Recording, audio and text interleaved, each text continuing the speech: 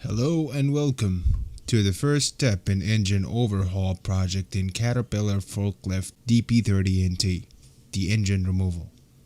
Before this step, prior steps were essential to start our work on. These steps include visual inspection to identify any foul part in our machinery. For example, checking all hydraulic actuators for leakage, checking headlights, parking lights, mirrors, rear steering axles, fork for bending, and chassis for cracks, beside our main concern to why this machine has gone under repair, the engine.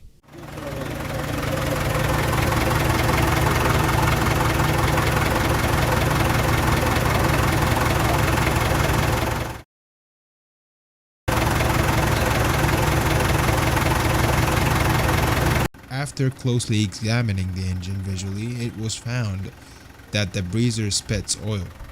We can deduct from that there is definitely wear in piston rings, possibly liners and piston body assemblies.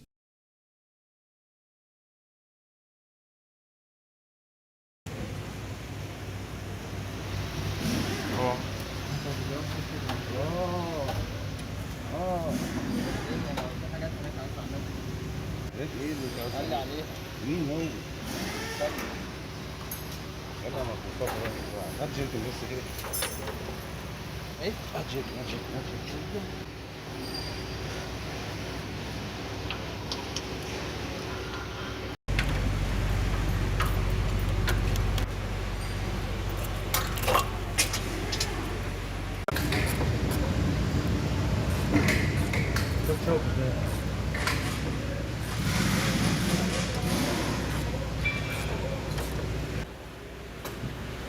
يلا شد. هات على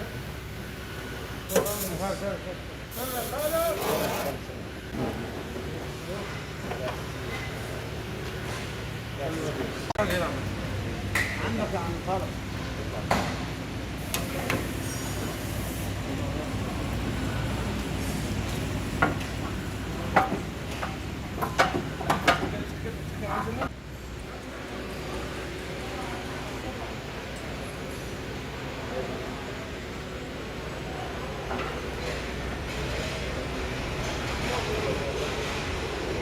What you're seeing here is the main reason to why this engine failed. The presence of dust in the combustion chamber will cause piston and piston rings wear alongside the liners. This will cause significant loss of power and oil leakage inside the chamber.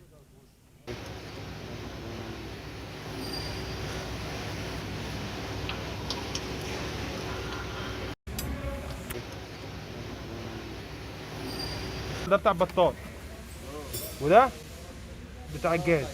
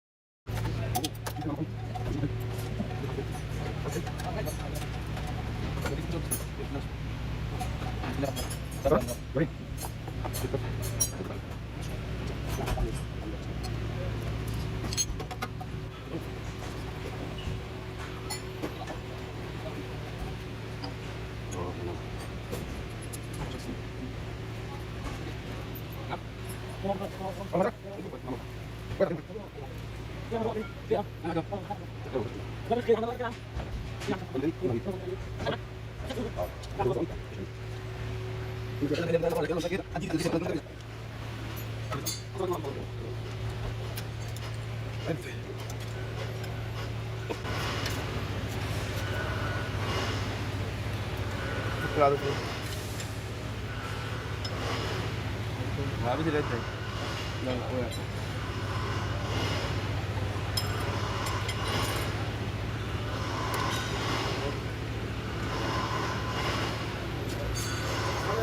ازاي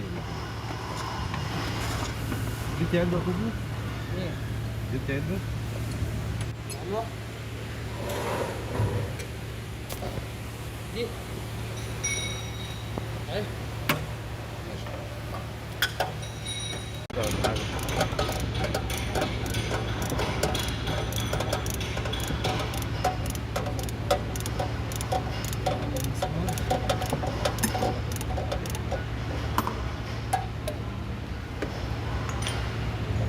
بس دول.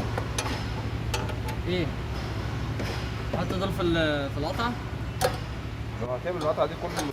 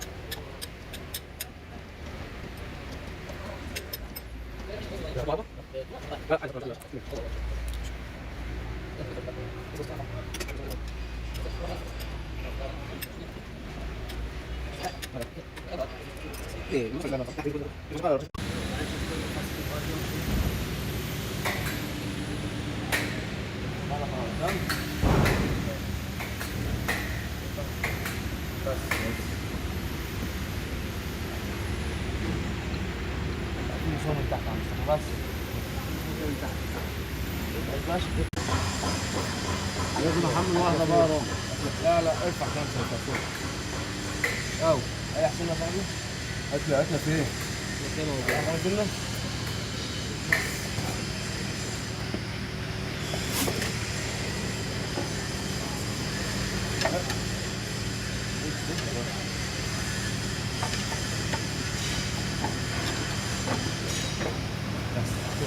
ارفع اصلا؟ ارفع مفيش مجال قدام منه.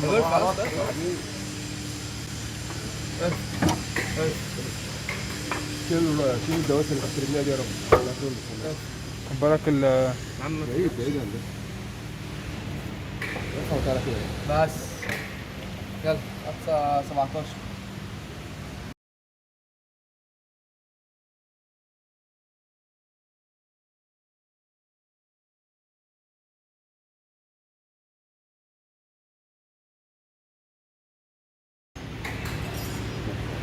ركز فيها اهو. يلا حبيبي على طول. ارفع على طول. يلا اوب اوب اوب. يلا صو صو صو.